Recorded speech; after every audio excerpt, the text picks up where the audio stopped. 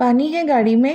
وہ مڑا اور ڈرائیور سے بلند آواز میں پوچھنے لگا، جو فوری طور پر پانی کا گیلن لیے حاضر ہوا تھا۔ اب منتظر نگاہوں سے تہران کو دیکھ رہا تھا۔ تھینک یو چیئرمین صاحب۔ اس نے نہ چاہتے ہوئے بھی تھام لیا اور گھوم کر بونٹ کے قریب رکا۔ احتشام کی آنکھوں میں تحیر در آئی۔ کیا ہم ایک دوسرے کو جانتے ہیں؟ آپ نہیں، صرف میں آپ کو جانتا ہوں۔ وہ گاڑی پر جھکا ہوا تھا۔ ہاں اچھا، نام جان سکتا ہوں آپ کا؟ اس کی ذات میں دلچسپی بڑھنے لگی۔ تہران پاشا۔ اس نے خالی بوتل اٹھا کر ملازم کے حوالے کرتے ہوئے کہا۔ اوہ، دلاور پاشا سے اکثر ملاقات ہوتی رہتی ہے۔ Nice to see you. Ehtesham کی آنکھوں سے اجنبیت غائب ہوتی نظر آئی۔ تہران ایک دو لمحے سرد سپاٹ چہرے سے اسے گھورتے رہا، پھر ہاتھ دکھانے لگا جو کالک زدہ تھے۔ احتشام نے اوہ کے انداز میں لب سکوڑ کر ہاتھ واپس کھینچ لیا اور مسکراہٹ اچھال کر پلٹ گیا۔ باسٹرڈ! تہران کی تاثرات یکلخت زہریلے پڑ گئے۔ اس شخص کو اس لمحے جان سے مار ڈالنے کا جی چاہا۔ شاید نہیں، یقیناً یہ رقابت کی جلن تھی۔ پھر پلٹ کر گاڑی کا دروازہ کھول کر سوار ہونے لگا۔ وہ اس سے کترائی سی رہتی تھی۔ جب کمرے میں آتا تو مصروف ہو جاتی، آفس کے لیے نکلتا تو وہ علل صبح آرٹ گیلری چلی جاتی تھی۔ پچھلے 2 دنوں سے اس کی مصروفیات بہت بڑھ گئی تھی۔ اسے سر کھجانے تک کا وقت نہیں ملتا تھا۔ آج موقع بھی تھا اور وہ بھی۔ اس نے پوچھ ہی لیا، تم مجھ سے دور بھاگنے کی کوشش کیوں کر رہی ہو؟ انداز تفتشی تھا۔ یہ تمہاری غلط فہمی بھی ہو سکتی ہے۔ اس نے بک کا صفحہ الٹتے ہوئے بیگانگی سے کہا، تو تم یہ غلط فہمی دور کر دو نا پاس آ کر۔ وہ شوق ہوا۔ اس نے کتاب ہٹا کر ایک نظر اسے دیکھا جو فریضہ نگاہوں سے اسے ہی دیکھ رہا تھا۔ تم نے مجھے بتایا نہیں۔ اس نے نرمی سے کتاب زلف کے ہاتھ سے کھینچ لی جو اس وقت اس کے حصے کی توجہ کا مرکز بنی ہوئی تھی۔ کس بات کا؟ خشک لہجے میں پوچھنے لگی۔ وہ اس کے سامنے بیٹھے ہوئے بولا، بھول گئی تم؟ میں نے تم سے پوچھا تھا کہ تم مجھ سے محبت کرتی ہو یا نہیں۔ اگر ہمارے درمیان محبت ہوتی تو تمہیں یہ سوال پوچھنے کی ضرورت ہی پیش نہ آتی۔ احتشام! اس کے لہجے میں کڑواہٹ گھل گئی۔ دن بدن یہ شخص جان کو آ رہا تھا۔ تم غلط کہہ رہی ہو میری جان۔ میں تو پتہ نہیں کب کیسے مگر تمہاری محبت میں مبتلا ہو چکا ہوں۔ اتنا والہانہ انداز! زلف دھک سے رہ گئی۔ پتہ نہیں تمہیں مجھ سے محبت کیوں نہیں ہوئی؟ اس کے لہجے کو محسوس کی جانے والی اداسی تھی۔ کیا میری محبت میں کوئی کمی ہے؟ اس نے ہتھیلی کی پشت اس کے نرم و ملائم گال سے مس کی۔ وہ جانے کیوں آج وبال جان بنا ہوا تھا۔ جواب دو۔ دوسرا وہ سراپا سوال تھا۔ تم نے آج تک مجھے دیا ہی کیا ہے سوائے آسائشوں کے؟ تمہارے پاس میرے لیے نہ کوئی وقت تھا، نہ محبت اور چاہت جیسا کوئی جذبہ۔ اب پتہ نہیں کیسے تم جھوٹی سچی محبت جتا کر سر پر سوار ہو چکے ہو۔ کس قسم کا اظہار محبت چاہتے ہو تم؟ وہ پھٹ پڑی۔ تو سن لو، مجھے تم سے محبت نہیں ہے احتشام۔ وہ بے رحمی سے کہتی جا رہی تھی کہ اس کی ایک ایک بات سچ تھی۔ احتشام کے دل میں تیر کی طرح خب چکی تھی۔ تاہم اس نے یہ باتیں صرف جان چھڑانے کی غرض سے سنائی تھی تاکہ وہ اس کے قریب نہ پھٹکے، لیکن وہ چھوڑنے کے موڈ میں نہیں تھا، آج تو بالکل بھی نہیں۔ تبھی اس کا بازو تھام کر اپنے سامنے واپس بٹھاتا ہوا بولا، میں تم سے سچی محبت کرتا ہوں، ثابت کر سکتا ہوں میں ابھی اور اسی وقت، لیکن میں تمہیں وقت نہیں دے سکتا زلف، مزید نہیں۔ تمہیں ہر حال میں مجھ سے محبت کرنی ہوگی بس۔ عجیب دھوس بھرا انداز تھا۔ وہ جبڑے بھیج کر رہ گئی۔ دل چاہ رہا تھا ایک چماٹ مار کر اس کے دماغ سے عشق کا بھوت اتار دے۔ وہ جانے کے لیے اٹھی تو اس کے تاثرات ایک دم بدلے۔ میں تم سے بات کر رہا ہوں زلف۔ اس نے گرفت سخت کر دی۔ مجھے تم سے کوئی بات نہیں کرنی احتشام، ہاتھ چھوڑو میرا۔ بیٹھ جاؤ، میں بات کر رہا ہوں تم سے۔ آنکھیں میچ کر غصیلے تاثراتوں کو دبایا تھا، اسے کھینچ کر اپنے سامنے بٹھاتے ہوئے کہنے لگا، میں اپنی تمام تر کوتاہیوں کی معافی مانگ رہا ہوں، اپنی محبت سے ازالہ کرنا چاہتا ہوں۔ تمہیں اپنی اتنی محبت اور شدت سے چاہوں گا کہ تمہاری تمام تر بدگمانیاں دور ہو جائیں گی۔ ایک بار اپنے دل میں میرے لیے جگہ بنا کر دیکھو۔ وہ دھیمے سے ملتجی ہو کر گزارش کر رہا تھا۔ اس کے سارے زخم تو لفظ محبت کے ذکر سے نے تازے کر دیے تھے۔ اس نے تلخی سے رخ موڑ لیا۔ اتنی لمبی چوڑی وضاحتیں، گزارشوں پر یہ ری ایکشن۔ احتشام نے آگ بگلا ہو کر اس کا چہرہ جبڑے سے دبوچ کر اپنی طرف بوڑھا۔ میری طرف دیکھو ڈیمٹ۔ وہ ایک دم ہراساں سی ہو گئی۔ جواب دو میری بات کا۔ اس کی آواز کب بلند ہونے لگی اسے خود بھی نہیں احساس ہوا۔ وہ اسے نظر انداز کر کے اس کے جذبات بھڑکا رہی تھی۔ بلوری آنکھوں سے آنسو نکل کر اس کی ہتھیلی بھگونے لگے تو نرم پڑ گیا۔ اس نے کتاب اٹھا کر غصے سے پھینکی، بیڈ پر پھینکی اور واک آؤٹ کر گیا۔ اب وہ اسے کیسے سمجھاتی؟ کمی تو اس کے اندر تھی، تہران پاشا کی کمی۔ وہ اس کی جگہ کسی کو دے ہی نہیں سکتی تھی۔ اس کا یہی انداز احتشام کو برزخ میں جلا رہا تھا۔ اس بات سے بے خبر تھی کہ اس کی خامیوں کے شک میں مبتلا کر کے کتنی تکلیف پہنچا رہی تھی، وہ کس اذیت میں مبتلا ہو رہا تھا۔ زلف اس احساس سے بھی نابلد تھی۔ اسے احساس ہوتا بھی تو کیسے؟ اس نے کبھی احتشام کو اہمیت ہی نہیں دی۔ احتشام جیسا قابل اور ذہین شخص اس کے رویے سے کمپلیکس کا شکار ہوتا جا رہا تھا۔ تہران، محسن مرزا اور بورڈ آف ڈائریکٹرز کی ٹیم سے میٹنگ کے بعد وہ تینوں ان کے آفس کی طرف بڑھ رہے تھے کہ کسی نسوانی آواز پر رک کر پلٹے، سوائے تہران کے جس نے آنکھیں اور مٹیاں مضبوطی سے بند کر لی تھی۔ امن ستائشی نگاہوں سے اس باوقار سی لڑکی کو دیکھ رہا تھا جس کے چہرے پر الگ ہی رعب اور دبدبا تھا۔ آنکھوں میں بے تحاشا غصہ لیے وہ چلتی ہوئی تہران کے سامنے آئی اور کھینچ کر چماٹ دے مارا۔ اُت تیری! امن کے ہاتھ بے ساختہ گردن پر گئے۔ وہیں محسن مرزا ابھی شاکڈ رہ گئے، البتہ تہران کی تاثرات انہیں زیادہ ناقابل فہم لگے تھے، جو بالکل خاموش کھڑا تھا۔ اس نے بہت ساری ہمت مجتمع کر کے اس کی آنکھوں میں دیکھا جہاں تیزی سے آنسو جمع ہو رہے تھے۔ وہ اسے آفس لے جانا چاہتا تھا لیکن دل نشیں نے صفاقی سے اس کا ہاتھ جھٹک دیا۔ ان دونوں باپ بیٹے کو ایک اور شوق لگا تھا۔ یہ سلا دیا تم نے ہماری محبتوں کا، وفاداری کا، دوستی کا کہ ہم ہمیں پیٹھ دکھا کر خود اس شاہانہ طرز کے لائف اسٹائل میں عیش کر رہے ہو اور ہم ہی پاگل ہیں جو تمہاری جھوٹی موت کے ڈرامے پر یقین کر کے تمہارے بغیر آدھی ادھوری زندگی گزار رہے ہیں۔ گلے شکوے، دکھ، بے یقینی، صدمہ، کیا کیا نہیں تھا اس کی سسکتی ہوئی آواز میں۔ کیوں تماشا بنا رہی ہے دلنشیں؟ آؤ آفس میں بیٹھ کر بات کرتے ہیں۔ تہران کی ریکویسٹ پر وہ مزید بپھر کر بولی، تمہیں کتنی پرواہ ہے کہ آس پاس کے لوگ دیکھ رہے، تماشا بنے گا؟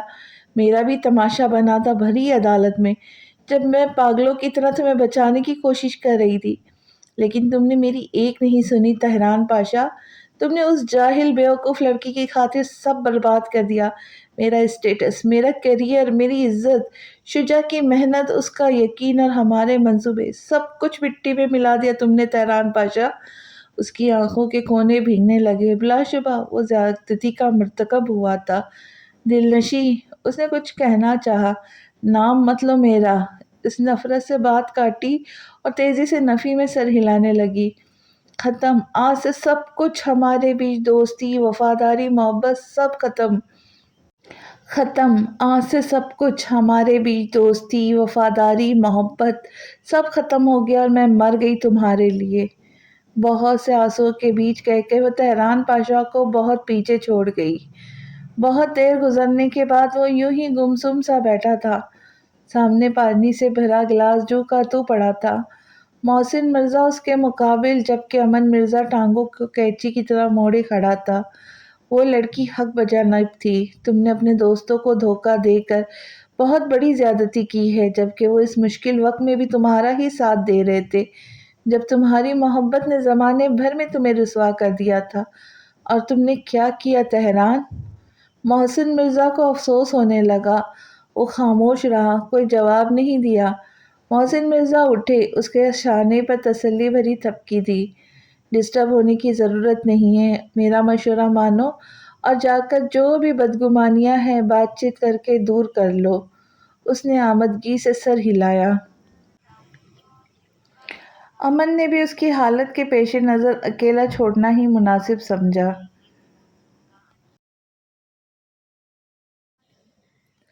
شادی کی شاپنگ مکمل ہو چکی تھی۔ ایلف اتنا خوش تھی کہ شجاعت عالمگیر کو اس کی مسکراہٹ سے نفرت ہونے لگی۔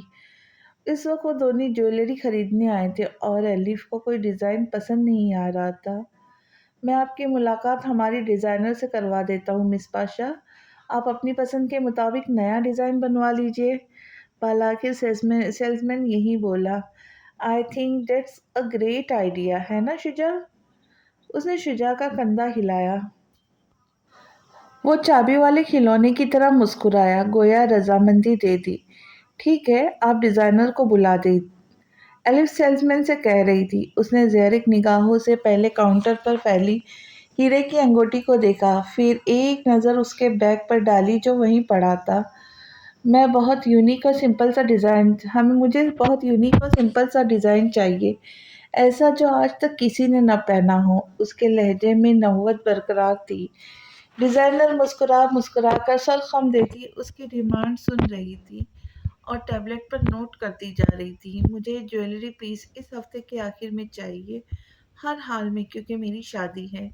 وہ حتمی انداز میں مسکرائی اور بیگ کندھے پر ڈال کر اٹھنے لگی۔ شجاع بھی اس کی تقلید میں اٹھ گیا۔ ابھی ان دونوں نے ایگزٹ عبور بھی نہیں کیا تھا کہ شاپ میں افراتفری مچ گئی۔ سارے ملازمین اس کی طرف بھاگے چلے آئے۔ میم، آپ ایسے نہیں جا سکتی، ہمیں آپ کے بیگ کی تلاشی لینی ہوگی۔ Excuse me?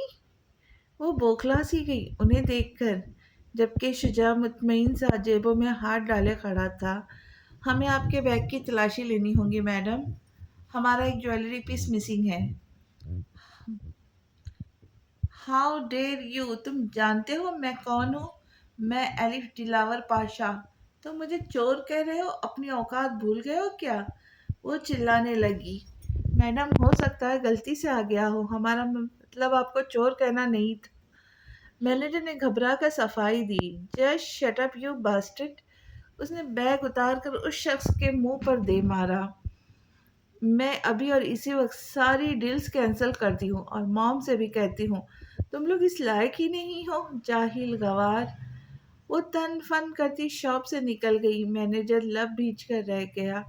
ان 2 کی ملازموں کی اتنی جرات، میری ایلف دلاور پاشا کی تلاشی لیں گے جیسے میں کوئی چور ہوں، حد ہے۔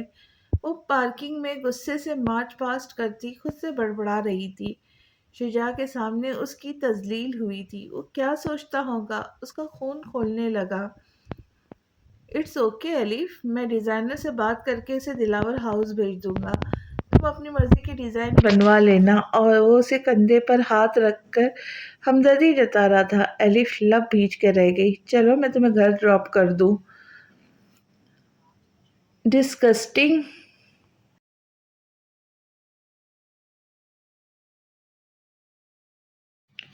وہ بہت غصے سے شاپ کو دیکھتے ہوئے گاڑی میں بیٹھ گئی۔ شجاع کے لبوں پر ہلکی سی مسکراہٹ ابھر کر معدوم ہوئی تھی، فاتحانہ مسکراہٹ۔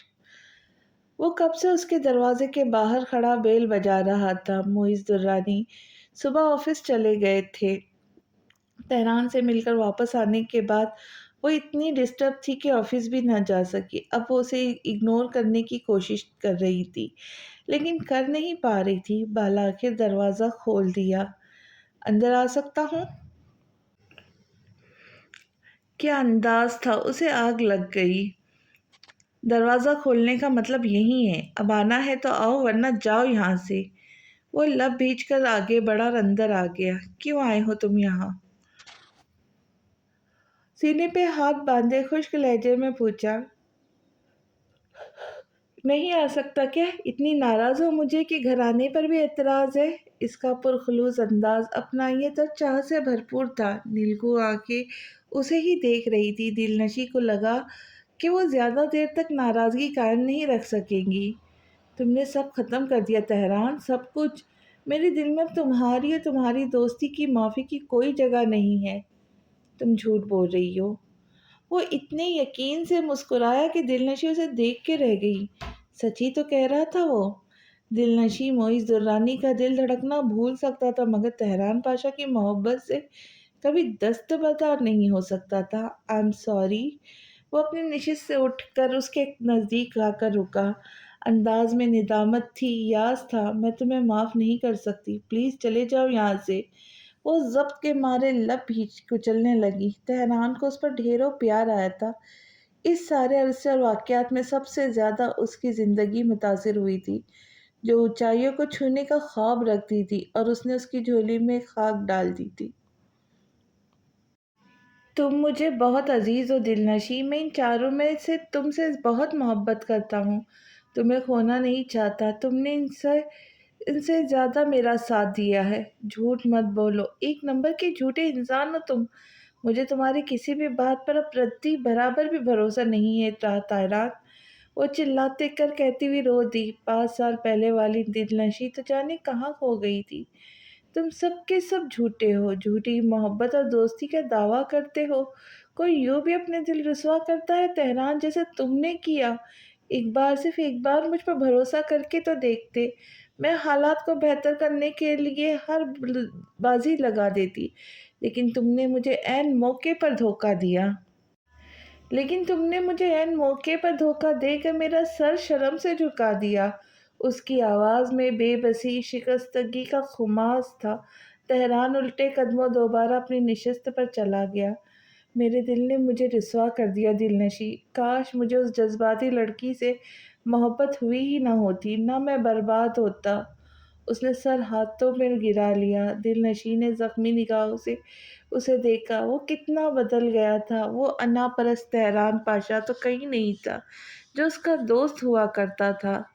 तुमने अपने दोस्त की मोहब्बत मौत पर भी समझौता कर लिया तेहरान। मेरे हाथ पैर बांध दिए, मैं चाह कर भी वो केस रीओपन नहीं करवा सकती। हाई कोर्ट मुझे कभी उस केस को रीओपन करने की परमिशन नहीं देंगी। तुमने मेरा स्टेटस इतना गिरा दिया है। वो सिसकी थी। शुजा ज़रूर कुछ न कुछ जानता है, लेकिन वो कभी मुझे नहीं बताएगा। हमारे बीच अब कोई ताल्लुक ही नहीं रहा। मैं किस हक से इससे सवाल करूं? और मुझे देखो, मैं सब जानता हूँ, मगर फिर भी मजबूर हूँ, कुछ नहीं कर सकता। दिलनशी ने आंसुओं से लबरेज आंखें उठाई। तुम सब कुछ जानते हो कि अमान की मौत कैसे और क्यों हुई? उसे शॉक लगा था। जेल से निकलने के बाद मैंने पता लगाया था, लेकिन क्या? वो चलते उसके करीब आई। मैं चाहकर भी कुछ नहीं कर सकता दिलनशी। मैं इतना मजबूर हो गया हूँ कि बस आखिरी ऑप्शन समझौते की सूरत में सुझाई दिया और मैंने उसी पर इक्तफा कर लिया। वो कर्बनाक लहजे में बोला। दिलनशी को गहरी तशवीश हुई थी। मुझे सब जानना है, सब कुछ। अमान की मौत एलिफ की वजह से हुई थी। वो होटल में ज़ोहेब हसन से मिलने गई थी। मैं इस कदर शर्मिंदा हूँ इस हादसे पर कि अपनी बहन से ये भी पूछ नहीं सका कि वो ज़ोहेब जैसे औबाश शख्स से मिलने क्यों गई थी। फिर ज़ोहेब हसन ने ज़बरदस्ती करने की कोशिश की एलिफ के साथ, जिसके नतीजे एलिफ ने उस पर गोली चला दी। एलिफ और अमान दोनों होटल से भाग गए। जमशेद ने अमान को मार दिया, उसे पता नहीं कैसे पता चल गया था। एलिफ का जिक्र कहीं मदफन में होकर रह गया। जमशेद को लगा ये कत्ल अमान ने किया है। उसने बेदर्दी से अमान की जान ले ली, बताते हुए उसकी आंखों से आंसू थे। बार बार पलकें झपकते हुए दबाने की कोशिश कर रहा था। दिलनशी शॉक्ड की कैफियत में सोफे पर गिर सी गई। दिमाग माउफ हो चुका था। इतना कुछ हो गया था और वो लाइल्म थी। शुजा भी इसी वजह से तेहरान से बदगुमान था, क्योंकि एलिफ तेहरान की बहन थी और अमान की कातिला। मुझे पता उसी रात चल गया था, तभी मैंने खामोशी इख्तियार कर ली। एक गैरतमंद भाई कभी भी अपनी बहन का नाम नहीं आने दे सकता था दिलनशी। मैं बुज़दिल हो गया था। मैंने जेल जाने पर समझौता कर लिया और आर्जी तौर पर मामले को दबा दिया, लेकिन इस हादसे ने मेरी ज़िंदगी तबाह कर दी। मेरी मोहब्बत, मेरा सुकून, मेरे दोस्त, सब कुछ छीन लिया मुझसे। मैं एलिफ को कभी माफ़ नहीं कर सकता दिलनशी। टिप-टप आंसू उसकी आँखों से गिरने लगे। दिलनशी ने उसे देखा।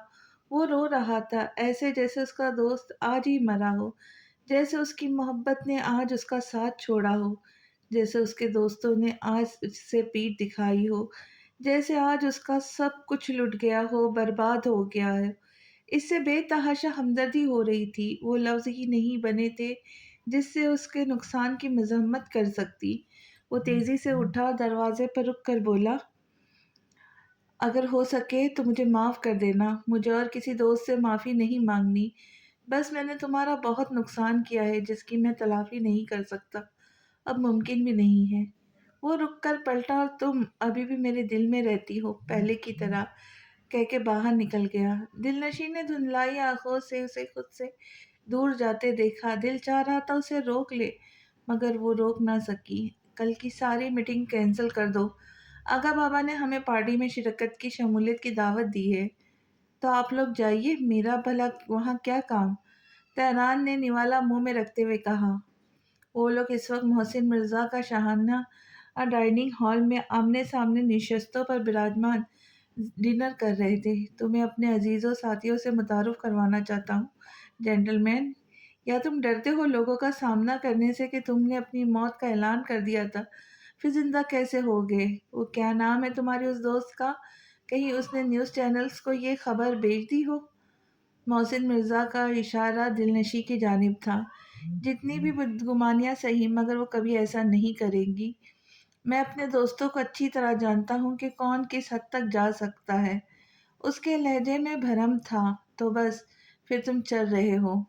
چہیتے کی رہنمائی کا وقت آ گیا، اب تمہیں سمجھ آئی؟ میں یوں ہی تمہیں چہتا نہیں کہتا تھا، امن نے جتا کر کہا۔ اس کے لہجے میں محسوس کیا جانے والا طنز تھا۔ اسے تہران سے گلہ نہیں، بلکہ اپنے باپ سے تھا، جس نے کبھی اس پر توجہ دی نہیں، اکلوتی اولاد ہونے کا احساس دلایا۔ کم آن محسن صاحب، میں واقعی اس قسم کے پارٹیز کو پسند نہیں کرتا، آپ جانتے ہیں۔ اس بار اس نے ذرا عامیانہ پن سے کہا، جانتا ہوں، مگر ہیرے کوئی چھپا کر رکھنے کی چیز نہیں ہوتے جینٹل مین۔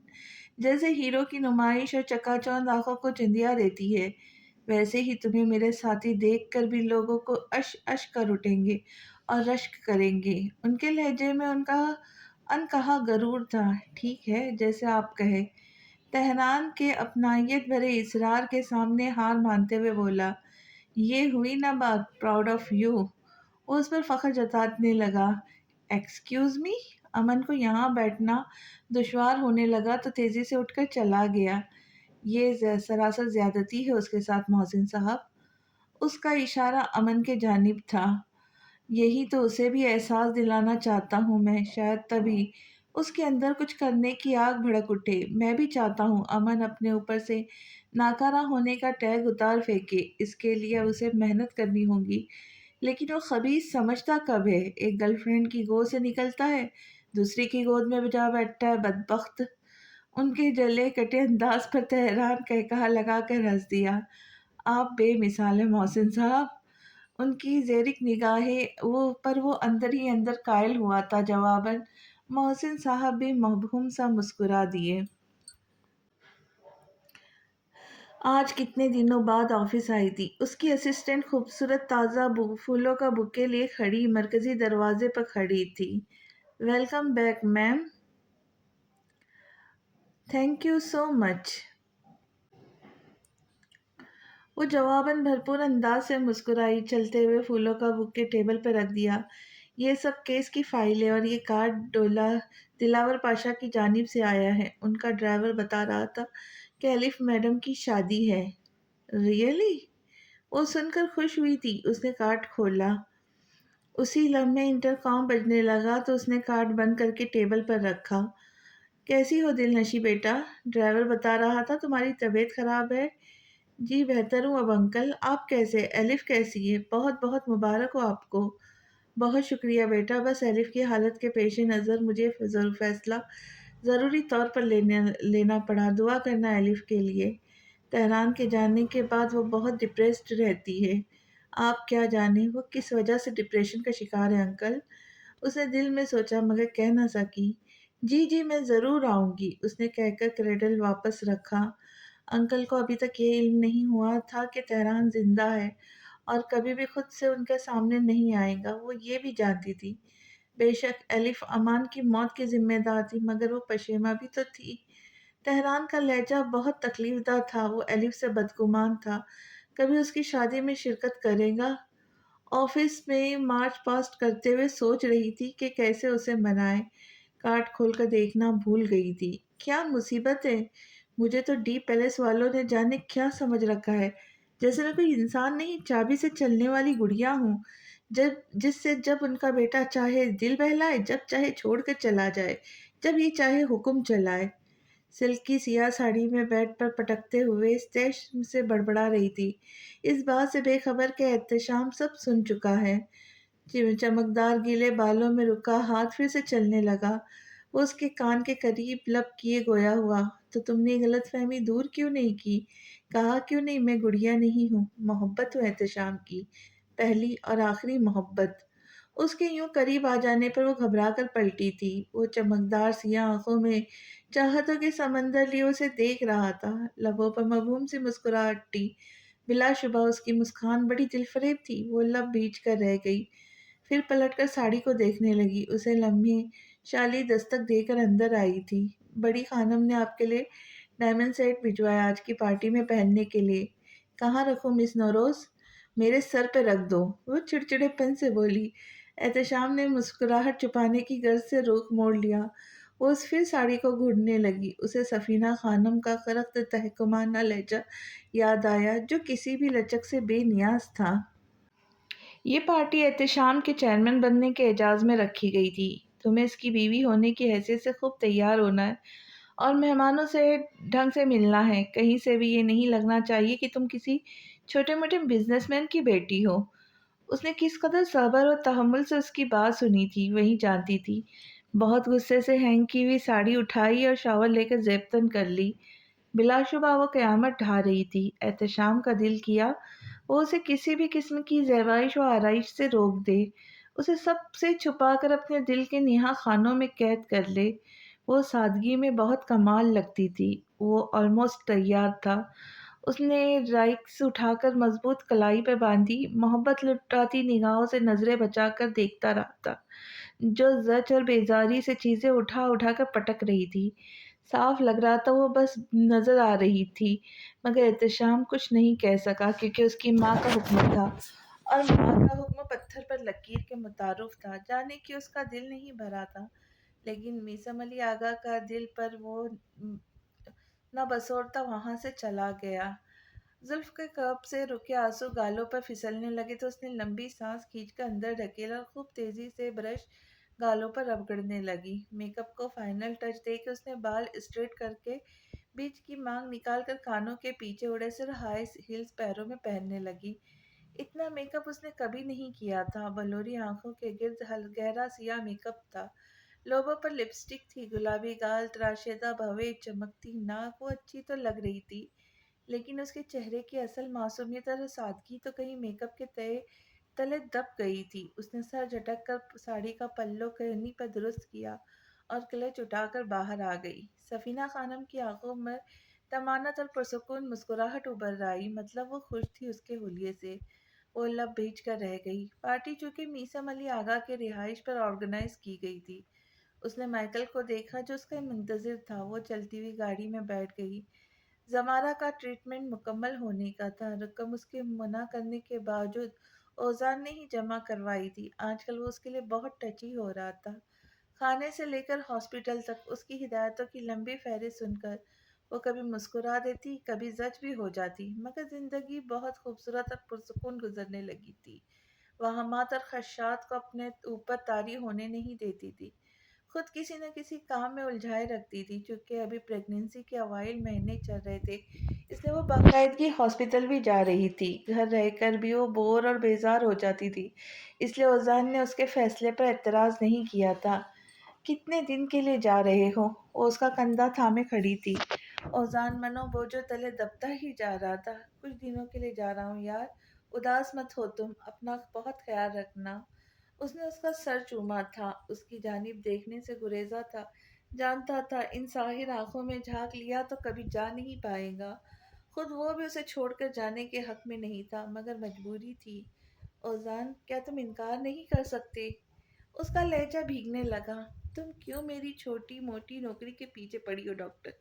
دیکھو کتنی مشکلوں سے اچھی جاب ملی ہے، میں اسے گنوانا نہیں چاہتا یار۔ اس کا چہرہ ہاتھوں کے پیالے میں لیتے ہوئے نرمی اور احسان سے سمجھانے لگا۔ اوزان، میرا دل بہت گھبرا رہا ہے۔ وہ نڈھال سی ہو کر اس کے کندھے سے ہاتھ ہٹاتی بیڈ پر بیٹھ گئی۔ یار تم ایسا کرو گی تو میں کیسے جاؤں گا زمارہ؟ اوزان کا دل پسج گیا، وہ ان آنکھوں کی گہرائی میں ڈوبتا چلا جا رہا تھا۔ سر جھٹک کر بیگ اٹھانے لگا۔ پلیز مت جاؤ، پلیز اوزان۔ اس کا ہاتھ پکڑ کر پیشانی سے لگاتے ہوئے رو دی۔ اوزان کا ضبط آخری حدوں کو چھو رہا تھا۔ وہ ہاتھ چھڑا کر تیزی سے باہر نکل گیا۔ اس صفاقی پر وہ دہل کر اپنا خالی ہاتھ دیکھتی ہچکیوں سے رو دی۔ وہ شادی کی تیاریوں میں ایسی مصروف ہوئی کہ سب کچھ بھول گئی۔ مسز دلاور پاشا بھی دل ہی دل میں اس کی دائمی خوشیوں کے لیے دعا گو تھی۔ بہت سالوں بعد ان کی بیٹی کے چہرے پر وہی مسکراہٹ، لہجے میں دبدبا، انداز میں سرکشی، چال میں مغرورانہ تاثر تھا۔ پرانی الف شجاع کے آنے سے زندہ ہو گئی تھی۔ ایلی، ناشتہ ٹھنڈا ہو رہا ہے، مسز دلاور پاشا نے اسے ٹوکا۔ او ہو ماما، مام رکے بھی، آج ڈیزائنر آ رہی ہے۔ میں شجاع سے اس کی پسند معلوم کر لوں، پھر بزی ہو جائے گا وہ۔ مسز دلاور پاشا نفی میں سر ہلا کر رہ گئی۔ چیف چیف چیف، فرات کو پتہ چل گیا ہے، وہ لڑکی فرات کے ہاتھ لگ گئی ہے۔ میک بوکھلایا ہوا ان کے آفس میں آ کے بتانے لگا۔ لعنت ہو، بے شمار لعنت ہو تم سب ناکارہ لوگوں پر۔ وہ سرفرا لڑکا ہمارا پورا ایونٹ ڈبو دے گا، ہمیں برباد کر دے گا۔ چیف ایک دم اشتعال میں آ گئے۔ اس سے پہلے کہ بات پھیل جائے، سارے یونٹ کو خبر کرو، جلدی۔ چیف کی آنکھوں کے آگے اندھیرا چھانے لگا۔ انہیں اپنا روشن مستقبل تاریک نظر آنے لگا۔ فہیم مرزا کو بھنک بھی لگ جاتی تو ان کی نسلیں تک ماسکو کی جیل کی سلاخوں کے پیچھے اس جرم کی سزا کاٹتی۔ چیف ہانفتے کانپتے کرسی پر ڈھہ گئے۔ اس نے ٹریڈ مل بند کی، ٹاول کھینچ کر گردن اور چہرہ رگڑنے لگا۔ ایئرپورٹ سے اس کے کان میں پڑتی الف کی آواز مسلسل اس کے چہرے پہ ناگواری کے تاثرات ابھارنے کے باعث بنی ہوئی تھی۔ وہ مجبوری کے تحت ہوں، ہاں، اچھا جیسے الفاظ کہنے پر اکتفا کر رہا تھا۔ آفس کا وقت ہو رہا ہے، تم سے بعد میں بات کروں گا، اس نے کہہ کر ایئرپورٹ کان سے اتار کر یوں پھینکے جیسے سانپ ہو۔ باریچو آج کل اس کے مخفی انداز و اعتبار اور پراسرار خاموشی سے بہت خائف نظر آتا تھا۔ اس کا انداز دیا دیا سا رہنے لگا۔ وہ تیار ہو کر گاڑی کی طرف بڑھا۔ ایسا کرو، کازان کے لیے گاڑی بھیج دو، ماں اور دادی کو بھی بلوا لو۔ شادی کے معاملات دیکھ لیں گی تو ہمیں اس جھنجٹ سے چھٹکارا مل جائے گا۔ وہ زچ ہو گیا تھا الف کی باتوں سے۔ شادی جھنجٹ ہے تو آپ کیوں اس جھنجٹ میں پڑ رہے؟ باریچو کا بس نہیں چل رہا تھا، کہہ دیتا، اسے اچھا نہیں لگ رہا تھا۔ جی باس، اور کچھ؟ اس نے دروازہ کھولتے ہوئے کہا۔ دل نشی کو کارڈ ضرور بھیجنا۔ وہ اتر کر بلند و بالا آفس کی عمارت کی طرف بڑھ گیا۔ اتنے سالوں بعد اس کے منہ سے کسی دوست کا تذکرہ سنا تھا۔ باریچو نے کچھ حیرانی سے سر ہلا کر جھکا دیا۔ وہ بے یقینی سے معاف ہوتے ذہن کے ساتھ الف اور شجاع کے ناموں کو ایک ساتھ دیکھ رہی تھی۔ اپنی کم علمی پر ماتم کرنے کو جی چاہ رہا تھا۔ اس نے پہلے کیوں نہیں دیکھا جب الف کی جانب شادی کا کارڈ آیا تھا؟ تم یہ ٹھیک نہیں کر رہے شجاع۔ تہران، پلیز فون اٹھاؤ یار۔ وہ آپ ہی آپ میں بڑبڑاتی کمرے میں چکر کاٹ رہی تھی۔ تہران کا فون مسلسل آف آ رہا تھا۔ اس نکاح کے پیچھے شجاع کا اصل مقصد سے بخوبی واقف تھی۔ اسے الف کی فکر ہو رہی تھی۔ تھک کر اس نے فون بیڈ پر پھینکا اور خود بھی نیم دراز ہو گئی۔ اگر تہران نے غصے میں آ کر شجاع کو کچھ کر دیا تو؟ وہ گھبرا کر اٹھ بیٹھی۔ او نو، اب کیا ہوگا؟ تہران کو بتاؤ یا نہیں، یا پھر شجاع کو کنونس کرنے کی کوشش کروں کہ وہ یہ شادی روک دے؟ وہ کنپٹیاں سہلاتے ہوئے بڑبڑاتے جا رہی تھی۔ شجاع بہت ضدی ہے، کبھی نہیں مانے گا۔ اف خدایا، میں کیا کروں؟ تم کس سے باتیں کر رہی ہو بیٹا؟ معز درانی دروازے پر کھڑے تشویش سے استفسار کر رہے تھے۔ وہ مسکرائی بولی، کسی سے نہیں ڈیڈ، ایک کیس میں پھنس گئی ہوں، بس اسی کے بارے میں اندازے لگا رہی ہوں۔ تم بھی نہ بیٹا، چلو اور ڈنر لگ گیا ہے، کھانا کھا لو۔ شاباش بابا، میں بعد میں کھا لوں گی، اس نے کرنی کاتراتے ہوئے کہا۔ چا ابھی اور ابھی اس وقت کھانا ہوگا میرے ساتھ، کام بعد میں ہوگا، چلو۔ وہ اس کے گرد بازو کا گھیرا بنا کر اپنے ساتھ لے گئے۔ دلنشی کے اعتراض وہیں دم توڑ گئے۔ میسم علی آغا کے محل میں آج سیکورٹی ہائی الرٹ تھی۔ محل کے 4 اطراف گارڈز اور رینجرز تعینات تھے۔ تمام تر ایگزٹ اور انٹر پر بھاری سیکورٹی کا انتظام تھا۔ این سی پی پارٹی کے اراکین اور شہر کے مشہور و معروف ترین شخصیات کی شراکتوں کا سلسلہ وقفے وقفے سے جاری تھا۔ تمام تر چھوٹے بڑے میڈیا نیوز چینلز کے نمائندے بھی موجود تھے۔ این سی پی پارٹی سے لے کر مشہور و معروف شخصیات احتشام کے لیے نیک امیدوں کا اظہار کر رہے تھے، مبارکباد دے رہے تھے۔ سپر ماڈل مارتھا کرسٹی بھی خوبصورت لفظوں میں اس کی تعریف کر رہی تھی، اس کے لیے نیک نیتی کا اظہار کر رہی تھی۔ جب وہ وہاں پہنچی، سر شکن مائیکل اسے مین انٹر سے نہیں بلکہ ایک دوسرے داخلی دروازے سے لایا تھا، جہاں داور آرگنائزر اور سیکورٹی ہیڈ کی خدمات انجام دے رہا تھا۔ اسے فوراً اندر جانے کی دعوت دے دی۔ سفینہ خانم نے اسے بہت سے مشہور اور معروف شخصیات سے ملوایا تھا، جن میں سیاست، شوبز، ٹی وی، فلم کے لوگ بھی شامل تھے۔ وہ بڑی سی مسکراہٹ لبوں پر ہمہ وقت چپکائے ہر کسی کو ہاتھ دے رہی تھی، داد وصول کر رہی تھی۔ وہاں پر ہر کوئی اسے اس شاندار شخص کی بیوی ہونے پر رشک بھری نگاہوں سے دیکھ رہا تھا۔ ان نگاہوں میں تہران پاشا کی نگاہیں بھی شامل ہوئی تھیں۔ وہ اسے نہیں بلکہ احتشام کو دیکھ رہا تھا۔ دل چاہ رہا تھا اس شخص کو شوٹ کر دے، جرم کی سزا کاٹنے کے لیے جیل بھیج دیا جائے۔ بہت دیر بعد مہمانوں سے پیچھا چھڑا کر احتشام مجاہد کی نظر اب زلف کی تلاش کر رہی تھی۔ وہ ایک کونے میں الگ تھلگ نظر آ گئی۔ اسے خود پر فخر سا محسوس ہوتا تھا۔ اس کی شریک حیات اتنی خوبصورت، اتنی نازک، اتنی معصوم اور سادہ تھی، وہ لاکھوں میں ایک تھی۔ اس ہجوم میں اب بھی بہت سی نگاہیں اس پر مر مٹی تھی، بہت سی نگاہیں ایک نظر کی طلبگار تھی۔ وہ ان سب سے بے نیاز، جو اس کے گلاس کو خالی خالی نظروں سے گھرتی، جانے کن خیالوں میں کھوئی ہوئی تھی۔ "Is she your wife?" Ehtesham گہرے خیالوں سے چونک گیا۔ دو نیلگوں آنکھیں جواب کی منتظر تھیں۔ اس کی آنکھوں میں تیزی سے شناسائی تاثرات ابھرے تو مسکرا دیا۔ "اینی ویز، کانگریچولیشنز!" تہران نے جیب سے ہاتھ نکال کر اس کی سمت بڑھایا۔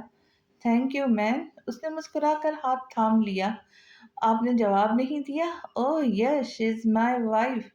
اس کے لبوں پر دیدہ زیب سی مسکراہٹ دوڑی، لہجے میں عجیب سا غرور تھا۔ "چلیں، آپ کو ملواتا ہوں!" احتشام جواب سنے بغیر چل پڑا تو وہ بھی اس کے ہم قدم ہوا۔ "زلف، میرے دوست سے ملو!" وہ کاؤنٹر پر کوہنیاں رکھ کے جھکی ہوئی تھی۔ پلٹ کر دیکھا تو آنکھیں جھپکنا بھول گئی۔ اس کی آنکھیں تحیر سے چھوٹی پڑ گئیں، پھر بڑی حیرانی، صدمہ، یخلق تاثراتوں کا سونامی آ گیا۔ وہ زندہ تھا، اس کی محبت، اس کا چین، اس کا دل کا مکین، اس کا سب کچھ۔ "ہیلو مس نوروز!" تہران نے مسکرا کر ہاتھ بڑھایا۔ اس کے موتیوں کے مانند چمکتے دانت واضح ہونے لگے۔ وہ اس کے تاثرات انجوائے کر رہا تھا، پھر کندھے اچکا کر بڑھا ہوا ہاتھ واپس کھینچ لیا۔ زلف جیسے مجسم پتھر کی مورت بن گئی تھی۔ اتنی اچانک، اتنا غیر متوقع سامنا، کیسے اور کس لیے؟ اس کا دل معاف ہو رہا تھا۔ اس نے احتشام کا فولادی بازو تھام لیا، ورنہ گر جاتی۔ وہ جو متوجہ نہیں تھا، فوراً متوجہ ہوا۔ "زلف، آر یو اوکے؟" اس کی پریشانی دیکھنے کے لائق تھی۔ وہ خشک ہونٹوں پر زبان پھیرتی، آنکھیں بند کرتی کھولتی، بے ربط سانسوں کے بیچ بولی، "میرا دم گھٹ رہا ہے، میرا دل گھبرا رہا ہے، مجھے سانس نہیں آ رہا احتشام!" اس کی ہتھیلیاں پسینے سے بھیگنے لگیں۔ احتشام حواس باختگی سے اس کے شانے پہ ہاتھ رکھا، مگر وہ بے ہوش ہو کر اس سے آ لگی۔ اس لمحے تہران پاشا کے لبوں کی مسکراہٹ گہری ہوتی چلی گئی تھی۔ "داور، ڈاکٹر کو بلاؤ، جلدی!" اسے ہجوم کی پرواہ نہیں تھی۔ وہ چیختے ہوئے داور سے کہنے لگا اور اسے اٹھا محل کے اندرونی حصے میں چلا گیا۔ "زلف، آنکھیں کھولو!" اسے بیڈ پر لٹا کر اس کی نبض چیک کرنے لگا۔ بظاہر نارمل تھی۔ اسے کچھ تسلی ہوئی۔ اس کے ہاتھ پیر یک ٹھنڈے پڑ گئے تھے۔ وہ گلابی ہتھیلی ہاتھوں میں لے کر رگڑنے لگا۔ ڈاکٹر آیا تو وہ اس کے قریب سے اٹھ گیا۔ "کیا ہوا ہے اسے؟" وہ بے تابی سے پوچھنے لگا۔ ان کا بی پی لو ہو گیا ہے جس کی وجہ سے بے ہوش ہو گئی ہے۔ فکر کرنے کی ضرورت نہیں ہے، ہوش میں آ جائیں گی۔ آپ ان کی ڈائٹ کا خیال رکھیں، اسٹریس اور ذہنی دباؤ سے دور رکھنے کی کوشش کریں اور روٹین چیک اپ ضرور کروایا کریں۔ ڈاکٹر ہدایت دے کر چلا گیا تھا۔ اس نے سکون کا سانس لیا۔ اس کی حالت دیکھ کر تو وہ گھبرا گیا تھا۔ مہمانوں کے خیال سے اس نے ملازمہ کو اس کے پاس چھوڑا اور واپس چلا گیا۔ سفینہ خانم بہت گہری اور متعجب نظروں سے اس کا جائزہ لے رہی تھی۔ سر شکر زیادہ تر لوگوں کا دھیان اس طرف نہیں گیا، ورنہ سفینہ خانم زلف کی اچھی خاصی کلاس لینے کا ارادہ رکھتی تھی۔ کیسی طبیعت ہے اب آپ کی وائف کی؟ اس نے بظاہر سنجیدگی سے پوچھا۔ She is fine now, blood pressure low ہو گیا تھا، احتشام نے تسلی سے کہا۔ تھینک گاڈ، مجھے لگا مجھے دیکھ کر بے ہوش ہو گئی ہے آپ کی وائف۔ ہا ہا ہا ہا، احتشام کہہ لگا کر ہنس پڑا اور بولا، ایسا کچھ نہیں ہے۔ تہران کن اکھیوں سے اس کی کھلکھلاتی صورت دیکھتا رہا تھا۔ وہ ڈیوٹی دے کر بے دلی سے کرسی پر ٹانگیں پھیلائے بیٹھا تھا تو گردن پشت پر گرائی ہوئی تھی۔ عجب افسردہ اداس سے زندگی لگنے لگی تھی اچانک اسے۔ وہ ایک ملاقات، بس ایک ملاقات اس کے دل کی دنیا تہہ بالا کر گئی تھی۔ دوسری ملاقات نے اس کے مکمل طور پر توڑ کر رکھ دیا تھا۔ وہ مان چکا تھا لڑکی شادی شدہ ہو سکتی ہے، اس کی ایک بیٹی بھی ہو سکتی ہے، نارمل بات ہے، لیکن اسے یہ جذبات ختم نہیں کر سکا تھا جو دن رات اسے بے چین کیے دے رہا تھا۔ سر، آپ کی کافی؟ ویٹر نے جھک کر کافی رکھی۔ وہ خیالوں سے چونک کر سیدھا ہو بیٹھا۔ یکلخت اس کی نظر سامنے بیٹھی لڑکی پر پڑی۔ وہ ایک دم سیدھا ہوا۔ جیا اور تاشفا سامنے ٹیبل پر براجمان تھی۔ آج بھی وہ دونوں اکیلی ہی تھی۔ اسے عجیب سا لگا۔ اس نے ویٹر کو اشارے سے پاس بلایا، پوچھنے لگا، ان میڈم نے کیا آرڈر کیا ہے؟ بلیک کافی اور آئس کریم۔ ویٹر نے بتایا۔ آئس کریم میڈم کے کپڑوں پر گرا دینا، ایسے کہ اسے پتہ نہ چلے تم نے یہ جان بوجھ کر کیا ہے۔ اس نے چند نوٹ نکال کر اس کی جیب میں گھسیڑتے ہوئے کہا۔ انداز حتما بے لچک تھا۔ ویٹر کنفیوز ابھی اس کی صورت تاکنے لگا۔ جاؤ، میری شکل کیا دیکھ رہے ہو؟ وہ دبدبا گزرایا اور ویٹر نے وہی کیا جو اس نے کہا تھا۔ وہ دور ہی سے اس کے غصیلے تاثرات انجوائے کرنے لگا۔ اسے پہلی ملاقات یاد آ گئی۔ جیسے ہی وہ اٹھ کر گئی، اس نے تیزی سے ٹیبل کا رخ کیا۔ ڈاکٹر فرات، ہاؤ آر یو؟ جیا کھل اٹھی اسے دیکھ کر۔ آئی ایم گڈ، تم اکیلی آئے، تمہارے پیرنٹس کہاں ہیں؟ اس نے دانستہ نگاہیں دوڑا کر پوچھا۔ مام آئی ہے نا میرے ساتھ، وہ اس طرف گئی ہے۔ ویٹر نے ان کا ڈریس خراب کر دیا۔ وہ ہاتھ لبوں پر رکھ کر جما کر دبی دبی سی ہنستے ہوئے بتانے لگی، وہ کیا کہتا، اسی کی تو یہ حرکت تھی۔ اوہ، اور تمہارے ڈیڈ؟ اس نے مطلب کا سوال کیا۔ جیا کی مسکراہٹ ایک دم تھم گئی۔ وہ آہستگی سے بتانے لگی، ڈیڈ کا مرڈر ہو گیا تھا بہت سال پہلے جب میں چھوٹی تھی۔ واٹ؟ وہ خوشی سے ایک دم چیخا۔ اپنی اس کیفیت پر اگلے لمحے وہ جی بھر کر اس بچی کے سامنے شرمندہ ہوا تھا۔ ویری سیڈ، برجستہ منہ لٹکا کر بولا۔ اوکے، میں اب چلتا ہوں، take care of your self. وہ مسکراہٹ اچھال کر اٹھ گیا۔ اس سے پہلے تاشفا اسے دیکھ لیتی۔ اس نے کیا کیا نہیں سوچ لیا تھا، لیکن کچھ بھی سچ نہیں تھا، سب وہمی باتیں تھیں۔ کار کیز کا بٹن دباتے ہوئے گاڑی آن لاک کی اور مسرور سی چال چلتا ہوا بیٹھ گیا، اس بات سے بے خبر کہ کچھ لوگ اس کے تعاقب میں ہیں۔ Tehran, Tehran! وہ بدحواسی کے عالم میں بڑبڑاتے ہوئے ایک دم اٹھ بیٹھی۔ لمبے سیاہ بال کندھوں پہ گرتے ہوئے چہرے کے گرد پھیل گئے۔ ملازمہ تیزی سے اس کے قریب آئی۔ مس نوروز، آپ کی طبیعت ٹھیک ہے؟ میں احتشام سر کو بلاتی ہوں۔ نہیں، رکو، مجھے پانی لا کر دو۔ اس نے گلے پر ہاتھ رکھا، بے ربط سانسوں کے بیچ بولی۔ ملازمہ کے جاتے ہی تیزی سے کمفرٹر ہٹایا، بالوں کو لپیٹتے ہوئے بے تابی و بے قراری سے گلاس وال کے پردے ہٹا کر نیچے دیکھنے لگی۔ اس کا دماغ بھگ سے اڑ گیا۔ تم زندہ ہو تہران؟ تم نے اپنی موت کا ڈرامہ کیا میرے ساتھ؟ اس کا بس نہیں چل رہا تھا ظالم کو جھنجھوڑ کر اس ظلم کا حساب مانگے۔ سیاہ میک اپ زدہ بلوری آنکھیں بلا جھجک یکٹک اس کے گرد طواف کر رہی تھی۔ وہ آج بھی ویسا ہی تھا، حاوی ہوتی شخصیت کے ساتھ برتر خوبصورت وجہ، اس کی مسکراتی نیلگوں آنکھیں جن سے زلف کو عشق تھا، اسے ہجر کی بھٹی میں جلستا چھوڑ کر خود کیسے شان سے زندگی گزار رہا تھا۔ اس کے خواب ریزہ ریزہ کر دیے تھے سنگ دل نے۔ تم نے یہ ٹھیک نہیں کیا تہران، تمہارے جانے کی خبر سن کر کر رہی تھی تو میں مایوس ہوئی تھی اتنی کہ مجھے لگا کہ اس بھری دنیا میں میرا اپنا کوئی نہیں رہا، مجھے کسی کا سہارا نہیں مل سکتا، تبھی تو میں نے احتشام کے ساتھ سمجھوتا کر لیا تھا۔ میں تمہاری چال سمجھ نہیں سکی، یہ کیا کر دیا تم نے تہران، اپنے ہاتھوں سے اپنی محبت کو کسی اور کے نصیب میں لکھ دیا۔ اس کا لہجہ ٹوٹا ہوا تھا، گلاس وال پر ہاتھ رکھ کر سر اس پر ٹکا دیا، وہ سسک کر روتی چلی گئی۔ نیچے تہران پاشا مسکرا مسکرا کر محسن مرزا سے جانے کیا باتیں کر رہا تھا، کتنا بدل گیا تھا وہ، پہلے تو کبھی اتنا نہیں مسکراتا تھا، ہمیشہ سنجیدہ رہتا، سوشلائز ہونا پسند نہیں تھا اسے، ہمیشہ تنہائیوں میں رہتا، اور اب کیا وہ ابھی بھی اس سے محبت کرتا تھا؟ اس نے بے چینی سے پہلو بدلا، کیا اس نے بھی دوسری شادی کر لی ہے؟ اتنا عرصہ کہاں روپوش ہو گیا تھا اور اب کیوں ملا تھا؟ اس نے جھوٹی گواہی کیوں دی تھی؟ کیوں سارے الزامات اپنے اوپر لے لیے تھے؟ کیوں جیل چلا گیا تھا؟ اپنی موت کا ڈرامہ کیوں رچایا؟ اسے اتنی بڑی سزا کس لیے دی؟ نہ ختم ہونے والے ان گنت سوالات اور دکھ، بس ایک، اب وہ ساتھ نہیں تھے، ایک دوسرے کے بارے میں سب کچھ جاننے کے باوجود بھی اجنبی تھی۔ تم کیا کر رہی ہو زلف؟ کیا کر رہی ہو زلف کے پاس کون ہے؟ احتشام نے ملازمہ کو گراؤنڈ فلور پہ دیکھا تو بری طرح سے ٹوک دیا۔ سوری سر، میڈم اٹھ گئی تھی، بار بار آپ کا نام لے رہی تھی، میں نے سوچا آپ کو بلا لوں لیکن انہوں نے منع کر دیا، پانی منگوایا ہے۔ ملازمہ نے طوطے کی رٹ دیا۔ اس کی آنکھ برساتی آنکھیں ٹھنڈی پڑ گئی، مہمانوں سے ایکسکیوز کرتا اس کے پاس چلا آیا۔ تم رو رہی ہو، سب ٹھیک ہے نا؟ طبیعت تو ٹھیک ہے تمہاری؟ اس نے تشویش کا اظہار کرتے ہوئے پیشانی پر ہاتھ رکھ کر پوچھا۔ وہ بھیگی آنکھوں سے اسے دیکھنے لگی، دیکھتی ہی گئی۔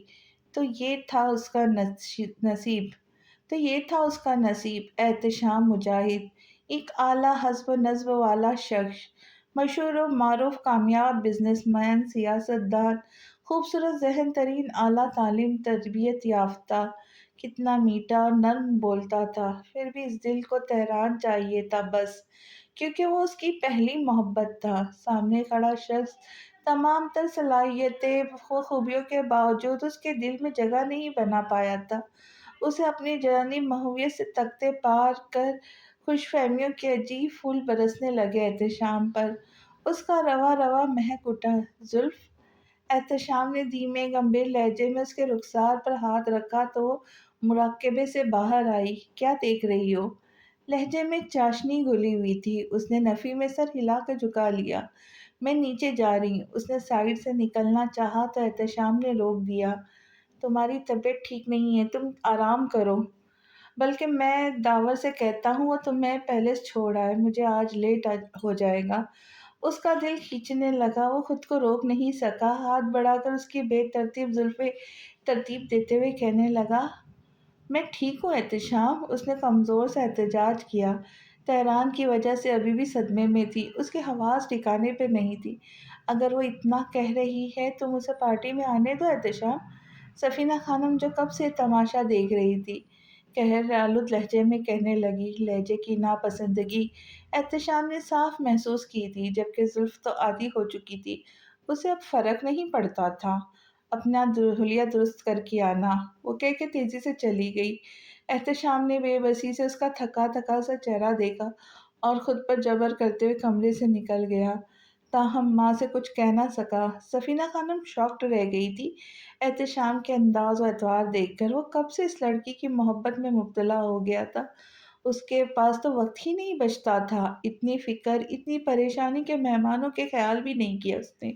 شاید زلف نے اسے اپنے حسن کے جال میں پھانس لیا تھا، انہوں نے بھی تو مجاہد کی توجہ حاصل کرنے کے لیے اپنی خوبصورتی کا استعمال کیا تھا۔ جب مجاہد حسین اس کی محبت میں پاگل ہو گئے تب ان پر یہ انکشاف ہوا کہ سفینہ خانم یونیورسٹی فیلو فہیم مرزا سے محبت کرتی تھی۔ وہ شخص یہ سن کر پاگل ہو گیا تھا، اسے لگتا تھا سفینہ خانم انہیں دھوکہ دے رہی تھی، جبکہ وہ تو مجبور لاچار ہو کر رہ گئی تھی۔ بے شک فہیم مرزا ان کی محبت تھا، مگر اب وہ مجاہد کی بیوی تھی۔ انہیں اپنی محبت سے قائل کرنا چاہتی تھی، لیکن بازی الٹی پڑ گئی۔ مجاہد کو ساری حقیقت پتہ چل گئی، وہ ظالم دیو بن گیا۔ پھر سفینہ بیگم کا خانم کا برا وقت شروع ہو گیا۔ وہ ان کا دھوکہ سہ نہ سکے، شراب نوشی کرنے لگے، انہیں مارنے پیٹنے لگے۔ بالآخر کئی سالوں بعد سفینہ خانم فہیم مرزا سے دوبارہ ملی تو ان کی حالت دیکھ کر بہت شاکڈ ہوئی اور مجاہد سے طلاق لینے کا مطالبہ کیا۔ وہ بھی ضبط ہار بیٹھی تھی، اس لیے مجاہد سے جان چھڑوا کر فہیم مرزا سے دوسری شادی کر لی، اور اب احتشام بھی محبت میں اندھا ہونے جا رہا تھا۔ صرف شکل سے بھولی بھالی نظر آنے والی لڑکی نے ان کے بیٹے کو پاگل کر دیا تھا، لیکن وہ انہیں مجاہد نہیں بننے دیں گی، وحشی نہیں بننے دیں گی۔ اس کے لیے تو اسے اعلیٰ تعلیم تربیت کے ذریعے بڑا نہیں کیا تھا، مگر خون اپنا اصل رنگ ضرور دکھاتا ہے مام۔ انہیں بروقت آئزل کی کہی بات یاد آ گئی۔ وہ اتنا گھبرا گئی کہ پارٹی چھوڑ کر ڈی پیلس چلی آئی۔ اس لڑکی سے اپنے بیٹے کی جان چھڑانے کے منصوبے بندی کرنے لگی۔ ان کی شادی اہم رسومات بڑے ہی دھوم دھام سے ہوئی تھی۔ ایلف اتنا خوش تھی کہ وہ بات بات پہ آنسو نکل آتے۔ شاید یہ بہت وقتوں بعد اتنی بڑی خوشی ملنے کا نتیجہ تھا۔ فوٹو سیشن کے دوران ہی وہ اکتا گیا تھا۔ اس نے ایلف سے بھی صاف صاف کہہ دیا تھا تو اس نے برا مناتے ہوئے اسے اجازت دے دی۔ یہ سب کیا تماشا ہے شجاعت عالمگر؟ دل نشیں نے موقع پاتے ہی اسے دبوچ لیا۔ وہ اس کے آگے آگ اگلتے انداز پر ہنستا ہی چلا گیا۔ تم اپنے محبوب پلس دوست کی اکلوتی لاڈلی بہن کو بچانے آئی ہو مجھ سے؟ دل نشیں کو بے عزتی محسوس ہوئی تھی۔ تم بہت غلط کر رہے ہو شجاع۔ اس بار اس کا لہجہ ذرا ٹھنڈا پڑا۔ I had damn care۔ وہ لب اچکا کر بولنا۔ دل نشیں کو ایلف سے ہمدردی ہونے لگی۔ کتنا خوش نظر آ رہی تھی وہ بہت معصوم ہے شجاع، تم کیسے اسے انتقامی جذبوں کا نشانہ بنا سکتے؟ اس نے ہنکار بھرا اور بولا، گناہ گار کو معصوم اور معصوم کو گناہ گار کہنا تو تم وکیلوں کا پیشہ وارانہ جھوٹ ہے۔ تم میری انسلٹ کر رہے ہو۔ تم بھی مجھے لیکچر مت دو، میں اچھی طرح سے جانتا ہوں مجھے کیا کرنا چاہیے اور کیا نہیں۔ اب جاؤ یہاں سے۔ وہ ایک دم اشتعال میں آ کر کہہ بیٹھا۔ اگلے ہی لمحے اسے اپنے رویے پر افسوس ہوا تھا۔ تم بہت بدل گئے ہو شجاع، سب بہت بدل گئے۔ میں کتنی بڑی پاگل ہوں، بلکہ بیوقوف ہوں، جو تم دونوں کو روک رہی ہوں تاکہ تم دونوں ایک دوسرے کے دشمن نہ بن جاؤ۔ میں ہی پاگل ہوں۔ اس نے روتے ہوئے اپنا ماتھا پیٹا تھا اور میکسی کو چٹکیوں سے تھامتے ہوئے وہاں سے نکل گئی۔ ڈرائیور نے اسے آتے دیکھ کر فوراً گاڑی کا دروازہ کھولا تھا۔ ساحل پر چلو، مجھے گھر نہیں جانا۔ اس نے کرسی کی پشت سے سر ٹکا لیا۔ ایک دوسرے کے دشمن؟ اس کا مطلب تہران؟ وہ ایک دم چونک کر پلٹا، مگر دل نشیں کہیں نہیں تھی۔ اس نے سختی سے آنکھیں میچ لی۔ کتنا روڈ ہو گیا تھا اس کے ساتھ، اسے جانے کیا کہہ دیا تھا۔ وہ لب بھیج کر رہ گیا۔ ماما کے بلانے پر تاثرات سمیٹتا ہوا ان کی طرف بڑھ گیا۔ وہ دلہن کو رخصت کروانے کا کہہ رہی تھی۔ اس نے سر ہلاتے ہوئے ایلف کو متوجہ کیا۔ وہ کاؤنٹر پر سر گرائے کھڑی تھی۔ ایک مردانہ ہاتھ اس کی طرف بڑھا، ذرا سا اس کی انگلیوں کو چھوا تو تڑپ کر سیدھی ہوئی۔ تہران مسکراتے ہوئے اسے ہی دیکھ رہا تھا۔ کتنی نکلی مسکراہٹ تھی۔ اس کا دل چاہا نوچ کر پھینک دے اور پھر پوچھے، پچھتا رہے ہو نا مجھے چھوڑ کر؟ اس کی آنکھیں لبالب پانیوں سے بھر گئیں۔ وقت کی ستم ظریفی تو یہ تھی کہ وہ اب اسے جی بھر کے دیکھ بھی نہیں سکتی تھی۔ وہ ان آنکھوں کو چھو نہیں سکتی تھی جن سے اسے عشق تھا۔ وہ خالی خالی آنکھوں سے پلکیں گراتے اٹھاتے اسے مبہوتی سے دیکھے ہی جا رہا تھا۔ کتنی عجیب ہو گئی تھی وہ، نہ ہنستی تھی، نہ مسکراتی تھی، نہ بات کرتی تھی۔ تہران نے سوچا، جانتا تھا اس کی موجودگی سے صدمہ پہنچاؤں گا، مگر یہی حقیقت تھی، آج نہیں تو کل اسے فیس کرنی ہی تھی۔ اس کی آنکھوں سے آنسو پھسلتے دیکھ کر اس سے پہلے وہ بے اختیار ہو کر ہر اختیار کھو دیتا، تیزی سے سرخ آنکھیں لیے وہاں سے ہٹ گیا۔ زلف نے بے چینی سے اسے دیکھا۔ وہ کیوں چلا گیا؟ ابھی تو اس نے جی بھر کر اسے دیکھا بھی نہیں تھا۔ اس کا دل ایک دم ہر شے سے اچاٹ ہو گیا، افسردہ ہو گیا تھا۔ وہ احتشام کو ڈھونڈتی ہوئی اس کے قریب آئی تھی۔ احتشام، پلیز گھر چلو، میرا یہاں دل نہیں لگ رہا۔ دونوں ہاتھوں سے اس کا فولادی بازو سینے میں دبوچ کر اس پر سر رکھتے ہوئے نم لہجے میں بولے، اس کے اندر دونوں ہاتھوں سے اس کا فولادی بازو سینے میں دبوچ کر اس پر سر رکھتے ہوئے نم لہجے میں بولی۔ اس کے اندر تک سرشاری کی لہریں دوڑ گئی۔ مہمانوں سے ایکسکیوز کرتے ہوئے اس کی طرف متوجہ ہوا۔ ادھر دیکھو میری طرف، میں نے تم سے کہا بھی تھا آرام کرو۔ وہ بے حد نرمی سے گویا ہوا۔ اس نے کوئی رد عمل نہیں دیا، وہ بس یہاں سے جانا چاہتی تھی۔ احتشام نے اس کے انداز پر فریفتہ ہو کر بے ساختہ اس کا سر چوما، پھر اشارے سے داور کو بلاتے ہوئے کہا، مسز کا یہاں دل نہیں کر رہا داور، انہیں پیلس چھوڑاؤ۔ شور منسٹر صاحب۔ داور کے چہرے پر دبی دبی سی مسکراہٹ تھی۔ وہ دونوں اس بات سے بے خبر تھی کہ وہ لوگوں کی نظروں میں آ چکے تھے۔ سفینہ خانم آگ اگلتی نگاہوں سے اسے دیکھ رہی تھی، مگر بظاہر نارمل انداز سے مسکراتے ہوئے لوگوں کی ستائشی نگاہوں کا جواب دینے لگی۔ ایک تھکا دینے والے دن کے بعد بالآخر طویل ترین پارٹی کو اختتام کو پہنچی۔ احتشام مجاہد جانی مانی ہستی اور حسیناؤں سے ملتے ہوئے اس کے بارے میں سوچ رہا تھا۔ دل چاہ رہا تھا کسی طرح اڑ کر اس کے پاس پہنچ جائے۔ آج کی قسط یہیں، اور انشاءاللہ اگلی قسط میں بہت جلد لے کر آنے کی کوشش کروں گی۔ تاخیر کے لیے معذرت چاہتی ہوں۔ آپ پرانی قسطوں کو بھی ضرور پڑھیں گے، اور جتنی ناول ہے ضرور پڑھیں۔ چینل کو سبسکرائب کریں، لائک کریں، شیئر کریں، اور ویڈیو اچھا لگے تو ویڈیو کو ہائپ بھی ضرور کریں۔ تو ملتے ہیں اگلی قسط کے ساتھ، تب تک کے لیے اللہ حافظ۔